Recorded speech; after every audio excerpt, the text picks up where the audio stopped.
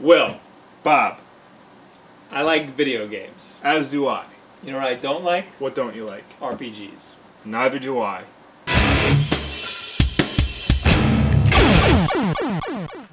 So, there's a lot of news about Legend of Zelda. Mm-hmm. You just told me, you informed me, that that's not an RPG. Right. Those are considered adventure games. Basically, the whole RPG, if you don't know, stands for role-playing game. The big signifier of that is, when you play as a character and you level up and progress over time. Legend of Zelda, you don't really do that. I mean, you get new items, but Link himself doesn't, get +1 agility, +1 strength, +1. That's true. I classify RPGs as a game that's like a big open world, and you gotta go from place to place, and you have to backtrack a lot. That's what I think. But that RPG can be. is. But technically, then that's Arkham City, that's Grand Theft Auto, that's Assassin's Creed. A role-playing video game refers to a video game genre where the player controls the actions of a protagonist or several adventuring party members immersed in a fictional world. Many role-playing video games have origins in pen and paper role-playing games such as Dungeons and Dragons, blah blah blah blah. RPGs rarely challenge the player's physical coordination or reaction time. So it's not really about the actual action in a role-playing game. If it is, it would be an action role-playing game. Something like Mass Effect. Player explores a game world while solving puzzles and engaging in tactical combat. Key feature in the genre is that characters grow in power and abilities, and characters are typically designed by the player. Okay, Pokemon. Yes. Love me some Pokemon. Didn't beat it. Because I just forgot about it. Yeah. Yeah, I haven't beaten a Pokemon game since Red. I'm really into it. I really like it. I think that's our problem. We'll start an RPG and then just there's always that one point where we're just F this. You know what it is? It's like they expect you to figure out where you're supposed to go, and at home we don't play that game. I just kind of they expect a lot. They expect a lot of the player, and if you're not used to things like that, then there's just no good to you. You gotta walk around the town and ask a bunch of people what to do, pretty much. I don't know. Yeah. I don't want to do that. So, and a lot of exploring. The Final Fantasy games, just walk around place to place. The combat is usually this doesn't happen that much anymore, but it's turn based. Where you take turns, beat people up and stuff. I hate turn based. I don't know why it works for Pokemon, but it works. I think it works for Pokemon because the show basically ingrained in your head that that's how it works. Yeah. You take turns yelling at your animals to beat up the other animal. That's true. So that's why that works with Pokemon. But a game like Final Fantasy, to me at least, it just seems dumb. Right. But there, even let's take Mass Effect. Okay. Now I've only ever played the first one, which they say is the most RPG of them all. Right. And I can see that.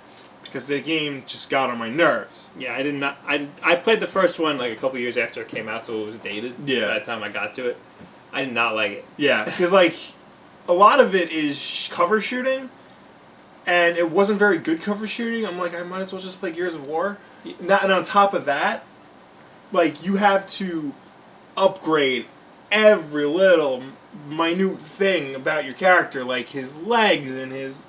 I'll defend the shooting because it was probably good for its time.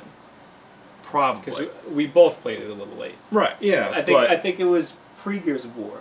No. I don't know when it came out. It was around the same time. I know we got it before Mass Effect 2 came out. It was after it originally came out, but before Mass Effect 2 came out. But, alright, a better example, X-Men Legends on the GameCube and the PS2. That game is a straight-up RPG, because you micromanage every little thing about your team. Marvel Ultimate Alliance, for the Xbox 360, in that era. Same basic game. They strip out all the RPG elements and make it 100 times better, because you don't have to worry about who in your party is low on health. You don't have to worry about, micromanaging your potions. You don't have to worry about, leveling up every single stat. Everything's automated. When you walk over a health pack, you just accept the health pack and you don't store it and then go for it later. And all this nonsense. You level up, but it's automatic. You don't have to like go in and like, okay, yes, I want to level up this person, that person, and all that. Borderlands, the first one. Yeah. Beat the whole thing. Mm-hmm. Loved it. Mm-hmm. Totally an RPG. Right. 100%. Yeah. But it doesn't feel like one because it's first-person shooter. Right. And you kind of level up along with the path that the story gives you. So like every time you find a new area, everybody's the same level as you pretty much. The worst part about that game was finding out where to go. And in Borderlands 2, I kind of just forgot about it and stopped playing it. I had the RPG syndrome in Borderlands 2. The first one I was totally fine with. You know what? Maybe it was because it was the only game I had. Yeah. I played it on the computer. Borderlands is overrated, and Borderlands 2 sucks. I'm just gonna. I like it. It's really good. I just kind of forgot about Borderlands. I think I mostly don't like Borderlands because all my friends were playing it when I didn't have a good PC, and they called me a for not having a good PC. I played it with your friends. Yeah, I know. So, but Borderlands 2, I actually played Borderlands 2, and I gave it a shot, and I don't like that game because the level progression is not very good at all. You're always like 3 levels behind what everything you're supposed to be doing is. Well, you gotta do some side missions. Got no time for side missions. When you have to like deviate from like the main path in order to do they're called side missions because they're on the side. You don't have to do them. When they become important, they're not side missions anymore. Did you play Fallout? I did not play Fallout. Fallout. I hated Fallout. I got really far in it. I was like right at the end, and I just stopped because I was bored. Yeah. That Borderlands is what I thought Fallout was going to be. That's why I liked Borderlands so much. Because like Fallout, it's a first-person shooter, but it's also an RPG. Right. You can't just shoot anybody. God forbid you just want to shoot somebody. You got to go into the slow motion thing, pick a body part, and hit that body part, and hope you have enough, hit points to hit that body part. See, that's why I would argue that Metroid Prime is not an RPG. Because yes, it's a first-person shooter. Yes, it's open world, and you can go whatever, and it's not really clear on where you have to go. But there's no side mission crap. You upgrade after you beat specific points in the game. It's mostly about platforming from place to place, and there are a lot of places where they tell you can't go here unless you go and get certain items. See, I had a misconception that an RPG was just an open world game. No, because that would encompass... Because technically Super Mario 64 is an open world game. All the Metroid games are open. You can go anywhere in all of them. But Metroid, because it has its roots in 2D platforming, right? It's focused mostly on platforming rather than, like character progression and things like that.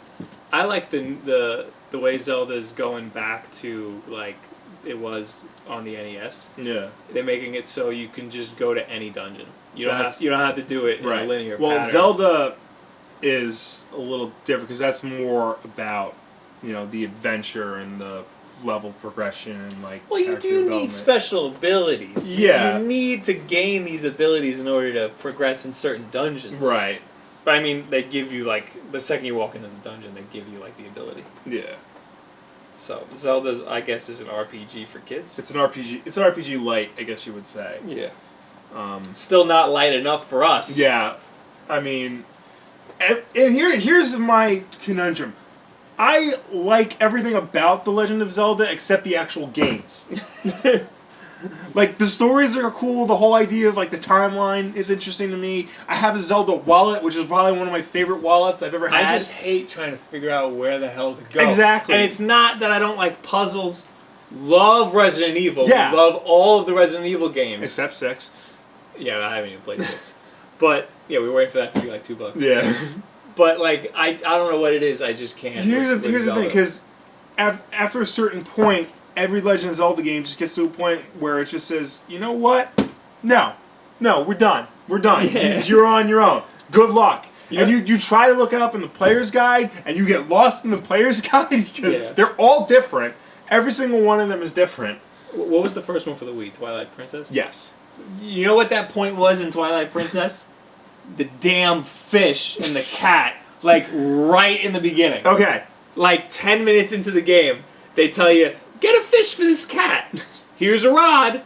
And I'm just sitting there for like 10 minutes, and I'm like, what do I do? the- And then you get the fish, and then you bring it over to the cat, and the cat's like, what do you want me to do about it? You're supposed to take the fish! The breaking point for me in that game was when I went back to it a few months later, and I'm like, all right, I'm actually going to finish this. I get there, and I'm the Wulff, and I'm sitting there with the Wii remote. I didn't make it that far. I'm sitting there with the Wii remote, and I'm going, wait, I forgot all the moves. Because you have to do this constantly. I feel like if that game was, we got that for the GameCube, I would have liked it more because it would have just been simple button presses and not, do this for this strike, that for that strike, right. that for that, so. And again, like I got lost and like it's got no help at all. Well, the graphics supposed to be better for the Wii? It's just in widescreen. That's it? That's it. Well, I think we've... I don't think we made a point. I think we're just rambling. No, we said why we don't like RPGs. I guess. Because we don't like figuring out how to do stuff. Yeah. We don't like figuring out where to go. We understand. It all comes down to that. We understand why developers like to be cryptic when telling people where to go because they want you to figure it out on your own. But I mean, you gotta have some leeway. If there's nothing going on, like there's no hints at all, then it's just not fun. I mean, that's why like I love Doom and Doom 2. But they don't, like, I had no idea where I'm going in those games, Yeah. like, at all. But, like, I think it's just the fact that, you can murder things viciously, and at least there's some excitement to it. Right. Don't get me wrong, there's plenty of times in Resident Evil games where I have no idea where I'm going. Yeah. But they make it fun. Yeah. Yeah. Yeah. And there's a lot of backtracking in Resident Evil There's a lot of games, backtracking. But things change drastically when you go back. Yeah. So. And there, you have to read because they spell it out for you in all the notes that you pick up and you skip through because you don't have time to read. Right. So you're running from zombies. But I like a lot of the notes. A lot of the notes are itchy tasty. Itchy tasty. They tell good stories. And The Last of Us has a lot of good notes. We're not saying all games have to be linear, but just a little help would be nice. Yeah. Maybe, give little hints to the people who don't want to figure it out. Yeah. And don't to the people who know everything already. Because I'm sure there's going to be somebody's like, hey, man, I don't need no help playing video games. I like it that way. And that's fine. But games have reached a point where they want to be, appeal to the masses. One way to appeal to the masses is have both. Make it really, really hard for people who want it really, really hard, and maybe a little help for people who need some help. And, I agree 100% that it's gotten way out of hand with every 5 minutes a little text prompt comes up reminding you how to shoot. But, an arrow telling you where to go isn't a bad thing every once in a while. That's why I like Sly Cooper Thieves in Time, because if you need the arrow, just tap the back screen and it'll show you. And that's it. That's it. That's all it does. That game's also for 5-year-olds. No, it's not. So, do you guys like RPGs? I don't really care. But if you guys want to talk to each other, go to the comments. Let us know some of your favorite RPGs, maybe ones we should try, since we are very much novices in the genre. Yeah, RPGs for us. Yeah. You're not going to like Destiny. Probably not. Yeah, because it's very Borderlands-esque. Great. Anyway, if you like, subscribe if you really like. Leave comments, share it with your friends. Share it. Thank you very much. Have a good week. Yeah, if you want. So if you've been to your local comic book shop recently, you may have noticed this. DC's Graphic Novel Essentials and Chronology Volume 2. It's just basically a list of all the top DC graphic novels they think you should be reading.